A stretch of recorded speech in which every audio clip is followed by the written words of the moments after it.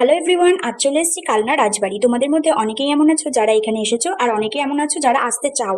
সবাই এই ভিডিওটা দেখবে, কারণ তোমরা আসো তো রাজবাড়ি দেখতে, কিন্তু আদৌ কি জানো কোনটা রাজবাড়ি? আমি আজ এই ভিডিওটায় সব ডিটেলসে বলবো, তো দেখতে থাকো ভিডিওটা। কালনা 108 শিব মন্দিরের ঠিক উল্টো দিকে এই কালনা রাজবাড়ি। ঢুকেই প্রথমে পড়বে এই কামানটা। কেমন একটা ঐতিহাসিক ঐতিহাসিক ব্যাপার না? একটু এগিয়ে আসলেই প্রতাপেশ্বর মন্দির। এখানে ভিতরে শিবলিঙ্গ আছে, প্রণাম করে এগিয়ে যেতে কি সুন্দর সূর্যমুখী ফুলগুলো।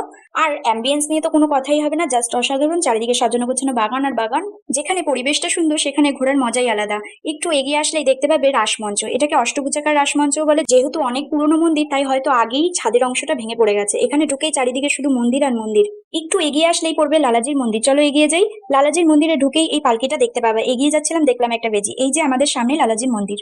আমি এখানে দোলের আগে আগে এসেছিলাম। এই টাইমে অনেক পরিক্রমা দেখতে পাবে, এটাই এখানকার কালচার। যারা যারা কলকাতা থেকে এখানে আসতে চাও, হাওড়া থেকে ডাইরেক্ট ট্রেন পেয়ে যাবে অম্বিকা কালনার জন্য। আমি এর আগেও অনেকবার এসেছি।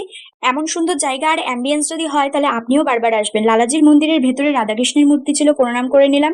লালাজির মন্দির থেকে বেরিয়ে আপনার বাঁ হাতে একটা মাঠ পড়বে। এটাই আসলে কালনা রাজবাড়ি। এখন এখানে ঢুকতে দেয় না, তবে সরস্বতী পুজোর সময় এই মাঠেই একটা ঠাকুর হয়। কালনা কিন্তু সরস্বতী পুজোর জন্য যথেষ্ট ফেমাস। এগিয়ে দেখো কি সুন্দর ফুল গাছ। যদিও আমি এই ফুল গাছগুলোর নাম জানি না, তোমরা যদি জেনে থাকো অবশ্যই কমেন্ট বক্সে জানিয়ে দিও। এখনো পর্যন্ত যদি আমার ভিডিওটা ভালো লেগে থাকে তাহলে লাইক শেয়ার সাবস্ক্রাইব করে দিও। সোজা হেঁটেই চলে যাচ্ছিলাম, পাশেই দেখো কত বড় গাছের গুড়ি। এখানে বসে তোমরা সুন্দর সুন্দর ছবি ক্লিক করতে পারো। আমি অনেক ছবি ক্লিক করেছি।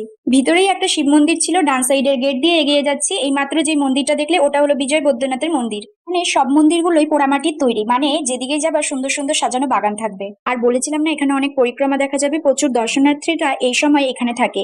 এই মন্দিরটা হলো কৃষ্ণচন্দ্রজির মন্দির। এখানে রাধাকৃষ্ণের মূর্তি ছিল। প্রণাম করে বেরিয়ে আসলাম, ট্রেন ধরতে হবে।